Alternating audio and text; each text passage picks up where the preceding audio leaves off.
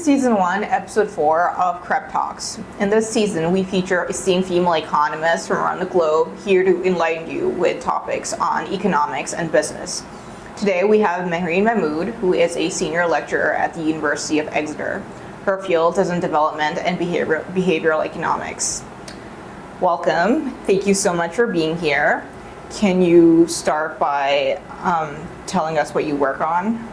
First of all, thank you so much for having me. As you just said, I work on behavioral and development economics, so I'm a development economist primarily. My recent research agenda has focused broadly on poverty alleviation programs, so thinking about how can we make the lives of people living in poor countries, better.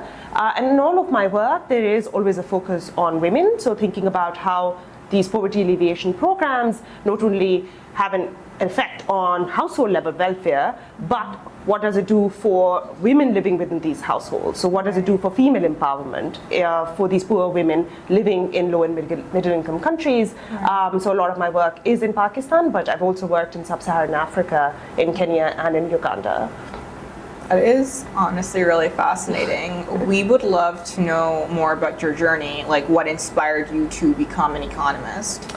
Okay, I don't know how much into the history should I go, but maybe let's start at the beginning. So when I went into my undergraduate degree at LUMS, I went in thinking I'll do a computer science major, but by the end of the first year, when we had to declare a major, I'd somehow gotten sucked into wanting to become an economist. Through my journey at LUMS, during my BSc degree, I sort of leaned more towards finance than economics by the time I finished it, and that's why I actually went and did my master's in finance and economics, and was really at CREB, which is the research center that I joined right after I finished my master's, that I really got involved in development economics and the kind of work that I do today. So I think Dr. Naved and CREB have a huge role to play in what inspired me to become an economist, and I think what the main reason for that was because it was being able to see how you apply the concepts that we learn in class into the real world, and how you can actually use some of what I was interested in when I was doing computer science, which is programming, to analyze data, but then make a meaningful contribution to the lives of poor people. And so that's essentially what led me towards development economics. And then while I was at CREB, I realized very soon that I do need to pursue a PhD, and there was a lot of encouragement at the center to go for that, and that's when I left for the UK to do a PhD, and the rest is sort of history. Yeah, you have a really interesting background, and like I mentioned before, your areas are in behavioral and development economics. So what drew you to these particular fields? Yeah, so I think coming from a developing country, it is, you're always interested in thinking about how can you make the lives of poor people better, because that's something that you experience yourself as you're growing up. I think my interest in behavioral economics came from this frustration that some of our standard decision-making models in economics are not very good at explaining how people behave in real life. And that's really what behavioral economics is for me. It is essentially thinking about empirically motivated assumptions rather than thinking about theoretically motivated assumptions. What that means in simple terms is that we're trying to explain how people behave, and then learning from how people behave, designing interventions which can then hopefully change their behaviors in a way that improves their lives. And that's what drew me towards behavioral economics within the broader area of development economics that I work in. Okay. I've also noticed that you tend to focus more on women in your research. Could you tell us more about this emphasis as to why women are like a particular focus? So women across the globe, particularly in low and middle income countries, have worse outcomes. We know this very well today, whether you think about their participation in the labor market, whether you think about their outcomes within the household, their say in decision making, or their experience of intimate partner violence. All of these are adverse outcomes that women have to face as compared to men. And so because I work with poor people in low and middle income countries, it became obvious very, very quickly that if we want to improve the lives of these people, we cannot just focus on the household or the men. We need to also understand what are the constraints that women are facing and how can we actually alleviate those constraints. So the interest stems from being a woman myself, having grown up in a developing country, but also because of the kind of outcomes that we see today across the world in low and middle income countries that women have. And so it's of personal interest to me, and that motivates me a lot actually. Rather than just being an academic pursuit, it's something that I'm passionate about, thinking about how can we actually improve their lives and what are some of the interventions that we can think of that will not only improve the lives of the poor people, but in particular improve lives of women living in these poor areas. Right. Did you experience any challenges while you were doing your studies on women? So it is a very, very difficult area to work on. So maybe I can begin by talking about the first field experiment that I ran with actually Farah Saeed, who was at that time based at CREB. And this was now exactly a decade ago. We worked with Kash Foundation, which is a microfinance organization in Pakistan that extends loans to women. And they were at that time interested in evaluating a new loan product that wanted to encourage women to start enterprises. So this is for female startups. And what we found was that giving these loans out, so we randomized that some women who were interested got the loans and others didn't, and they would get it eventually in a few years. But this allowed us to study what the impact of these loans are on these women. And while these women initially did start out these businesses as a result of getting loans, very quickly we saw that these enterprises shut down. And we did quite a bit of both qualitative and lab and field experiment work to try to understand and dig deeper into why this is happening. And what we learned very quickly was that there's so many constraints other than credit that women in Pakistan face when they're trying to run enterprises. These have to do with adverse social norms, having to do with concerns about women being in public spaces, going and meeting suppliers, for example, but also genuine concerns about their safety if they leave the household. And so that has been the biggest challenge in working in this area. And I don't know if it's interesting. I can keep talking about this because I've worked on 2 or 3 more projects, which are all linked to trying to encourage female labor force participation or entrepreneurship in Pakistan. And they've all been a bit of a struggle for this exact reason, that the social norms are so against women being in public spaces. There's a genuine concern about their safety. There's a concern about who's going to take care of the children, who's going to do the housework, that it is a very, very hard question to answer. And so that has been the biggest challenge so far in my research career. Yeah, I would love to know what sparked your interest in female entrepreneurship in Pakistan. Sure. So Pakistan has one of the lowest female entrepreneurship rates in the world. So for example, Sub-Saharan Africa, which is also a context that I work in, the rates are much, much higher. Of course, there are constraints there also to female entrepreneurship growing, but those constraints are very different. There isn't a problem of women being in public spaces. While in Pakistan, the biggest issue is that if they are running an enterprise, it can at maximum be from within the household, and so they can't really expand it too much. If they want any supplies, they need a male partner or their son to go with them to get supplies. Right. And so that is what sparked my interest, is why are the rates so low? We can't think about only pushing women into the labor force, in terms of casual or formal salaried labor, because that is also one of the lowest in the world. So Pakistan's female labor force participation rates is also one of the lowest in the world. And we have some work, again with CREB fellows, on trying to address this, because Pakistan has parity in undergraduate enrollment, but female labor force participation rates, even for the very educated, is very low. But I'll not go into too much detail on that project. But in terms of entrepreneurship, I think the interest stems from why are the rates so low. If we want to encourage women to be economically active, we have to try to encourage them to be more to be entrepreneurial, essentially. But if they can't expand these enterprises, or if these enterprises remain very, very small, this is not sustainable.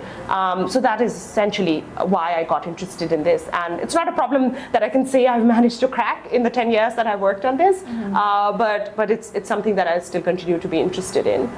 Okay. I've noticed you worked in different countries outside of Pakistan, and it's inspiring to see a female economist going to different places, getting like different experiences. So how was your experience working outside of Pakistan? So I've done fieldwork in Kenya and in Uganda, so in East Africa. It was very, very different. I remember the first time that I went to rural Kenya, I was very frustrated that I couldn't actually talk to the respondent myself. So having worked in Pakistan and primarily in Punjab, until that time been very used to being able to go and speak to the response myself, or even if the enumerators were conducting the surveys or the qualitative focus groups, I could understand what they're talking about. While in Kenya or in Uganda, I have to rely entirely on the enumerators first having that conversation and then translating it for me. Yeah. So that was very, very, it was a challenge. I think the other aspect was that I didn't just naturally understand the context. Again, for the first 3 or 4 years, having worked exclusively in Pakistan, I was very used to almost knowing instinctively what the context is like, understanding why people are saying certain things and not saying others. While in these East African countries, I had to read up a lot to understand what are some of the constraints that women face in these contexts. Yeah. Because, for example, being in the public space isn't as big an issue there, but they have their own set of constraints that they face. So I think, first, not being able to interact with the respondents myself. Second, having to learn a lot more about the context was challenging. But other than that, I really enjoyed the experience. It is sometimes being out of your comfort zone gives you a lens that maybe when you are from that same country, you might miss. So I know a lot of people are very skeptical about researchers working in countries that they're not there from or actively don't live in, but I think that sometimes it gives you a new angle. Sometimes having a bit of a distance from the problem allows you to see solutions that you might not be able to see when you're very close to it, as I am when I'm working in Punjab, for example, in Pakistan. Yeah, I remember like going through your research and seeing these countries, and I was like, this is so cool, especially for like a Pakistani woman to just, you focus on these particular countries that you don't really see a lot of research on. So, I mean, there is a lot of research on sub-Saharan Africa, maybe not so much in Pakistan. So I think it is much rarer for Pakistani researchers, especially those based here. And understandably so, because the cost of going and working in other countries and other contexts is quite high. But otherwise, there is a lot of active research in Africa as well. I think South Asia and Africa, in terms of active field research, there's a lot going on. So do you have any advice for individuals who are aspiring to pursue a career in economics?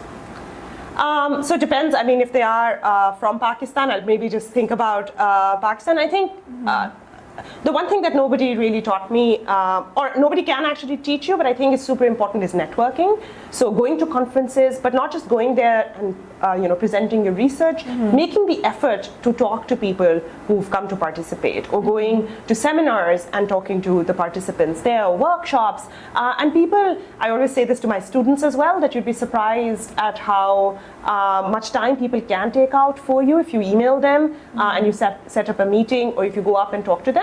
Not all interactions will be pleasant. Some interactions may not be so nice, but it is really, really important to form a really solid network at whatever stage you are in your journey. And now people are doing pre-docs even before they start their PhD degree, and they already have a really solid network, and that's important because you learn about opportunities, you learn about other researchers who are working in your area. It's a way to get feedback, to know about job opportunities. It really is a profession that relies a lot on that network. And if you're sitting in Pakistan, that becomes it's harder because you're not naturally connected into either the European or the North American network, so you have to make even more of an effort. But again, as I said, people are super interested, especially development economists who are based in Europe or in North America are very interested in researchers who are sitting in, let's say, in Pakistan. So I think focusing on networking throughout your journey would be the one advice I'd give. Okay. So the ADE conference is approaching. Do you plan on attending it? And do you have, what would you say to someone who might be interested in going? Absolutely. I do plan to come. I think I have not missed any ADE so far. I often think of CREB as my second home. It has definitely treated me like that over the years, even though I worked here just for 3 years, and it's been over a decade since I left. But I make sure to always visit. They've been absolutely amazing in supporting my research projects over the years. And the conference itself is really amazing. The keynote speakers are very, very engaged. All the presentations, I think you get really good feedback. You build a really good network, going back to my earlier point. So I would definitely encourage people to come and participate, even if they're not presenting, to come and attend, because you have really great people. Every year, time that I've come, it's been really, really amazing to hear the work that people are doing, but to meet everybody and to continue to build that network. Okay. Well, all of this has been really insightful. Thank you so much once again for being here and giving us all of this really cool information on your projects and your life. I'm really sure it's like very inspiring to so many people. Like someone might look at this and be like, oh yeah, like a woman might want to, like they might feel more confident in their abilities or what they want to do in life. They might be sure of exploring other places. So once again, thank you. I hope so, and thank you for having me. Of course, we will link your information and contact information down below in case anyone wants to ask her questions or follow her journey, and we will see you in episode 5. Okay. Thank you.